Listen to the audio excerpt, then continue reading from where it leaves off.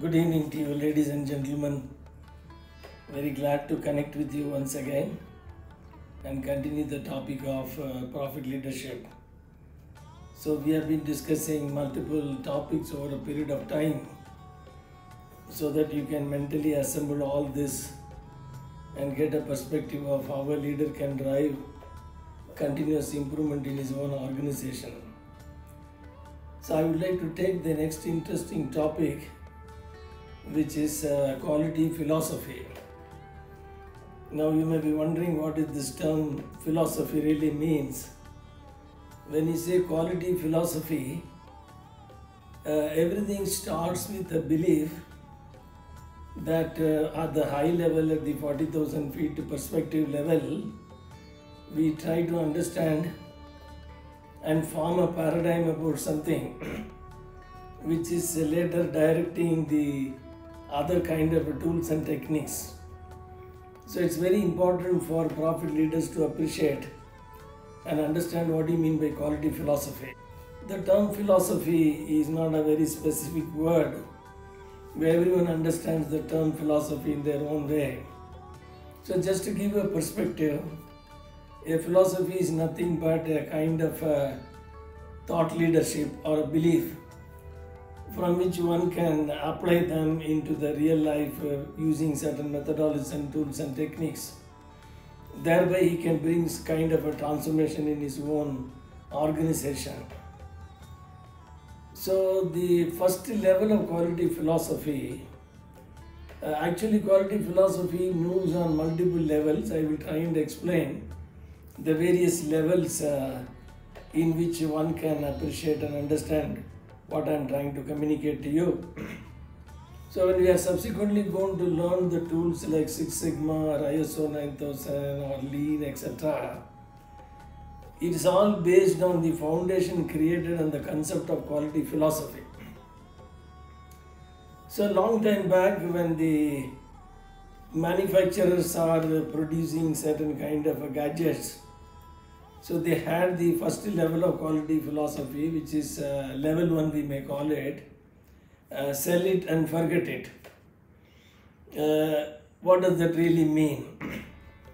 So when the motor cars were produced in the early 1900, there was a huge amount of demand. Everybody wants a motor car, and whether you produce the car which has got all capabilities and features or not, also the right kind of defect-free products are produced or not, the customer was not bothered, because possessing a motor car was a pride on those days. So the manufacturing companies were struggling to even put this kind of gadgets together. So they had the earliest concept of quality philosophy: sell it and forget it. Meaning that once the product is sold, whether the customer is happy or not happy, don't bother about it, because you will be able to continue to produce and sell these products.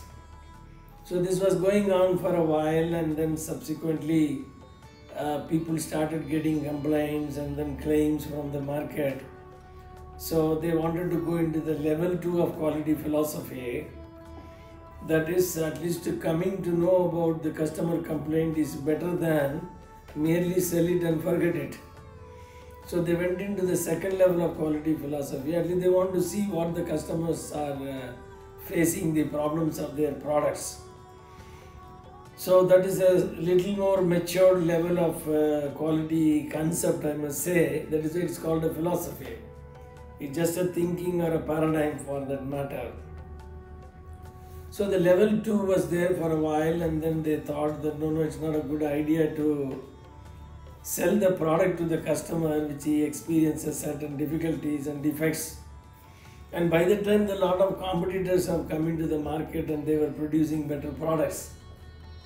So they felt that the level 3 of quality philosophy came into existence by saying that inspecting the product before delivery is better than merely coming to know about customer complaints. So the level 3 of quality philosophy is little more matured version of the organizational intent. That means they want to at least inspect the product before it is being dispatched to the customer. So that by inspecting the product, one will come to know the good and bad of the product, and they can decide whether to sell it to the customer or not. So over a period of time, this philosophy was going on, which is a level 3 philosophy. And the level 4 philosophy came that when I'm inspecting the product, I find a lot of defects, and hence my loss is increasing, which I was just earlier sending to the customer. Then they thought instead of inspecting the product, let us inspect the process. That means whether the process is right or wrong is what is the level 4 quality philosophy, where they started looking at there's no point in merely inspecting the product, let us inspect the process. For example, in injection molding, you may like to see whether the temperature is right and the pressure is right and the mold is properly fitted or not. So thereby you will be able to avoid defects happening instead of merely inspecting the product. So that was a level 4 quality philosophy. As I said, level 1 is sell it and forget it, and level 2 is at least coming to know what happened to the customer is better than simply sell it and forget it. Third is let us inspect the product before dispatching to the customer, so that at least we will not dispatch a wrong product to the customer. Level 4 philosophy is there is no point in inspecting the product, let us inspect the process. So that means gradually the maturity of quality philosophy was moving. So having said that, after some time they felt merely inspection doesn't add value. So that the level 5 philosophy came that let us try to develop the process in such a way, the process capability in such a way that the process will not produce any defect. So the level 5 quality philosophy came. It is not merely inspecting the process is going to give you any better results, but you need to make the process in such a way that it becomes highly capable. So that is where the ideas like Six Sigma, etc. came in, where you can systematically find out why the process capability is low. Then we can figure out the root causes and then we can fix them. So that was level 5. Then later on they found it's all fine, but I've done the process quite capable and I'm producing the specification, but still there is a reason customer is not very happy with my product. So then the concept came that it is not only increasing the process capability is good enough, I need to understand the customer requirement properly, and then I need to design the product which will meet his expectations. That means from the process they went into the process of developing the product in the design and the technology. So that was the level 6 philosophy, there where the process is moving to the design department to understand the customer requirement properly and design the product. So this way the quality philosophy was moving from sell it and forget it. It has come to the second level of at least coming to know about the customer problem is better than sell it and forget it. That was a level 2. Level 3 they said that no, let's at least inspect the product before dispatching. That is what is quality control is all about. Then they said that inspecting the product is not good enough, let us inspect the process. That is what the idea of quality assurance. And then they found that my merely inspecting a wrong process is not helping, so let me develop the process capability such that it doesn't produce defect. That is what the philosophy of Six Sigma is all about. Then later on they thought that it is not the shop floor quality is important, we need to first of all see the design is being made correctly, for which we need to understand the customer requirement right at the time when the product is developed. So you will notice these quality philosophies as it was maturing over a period of time.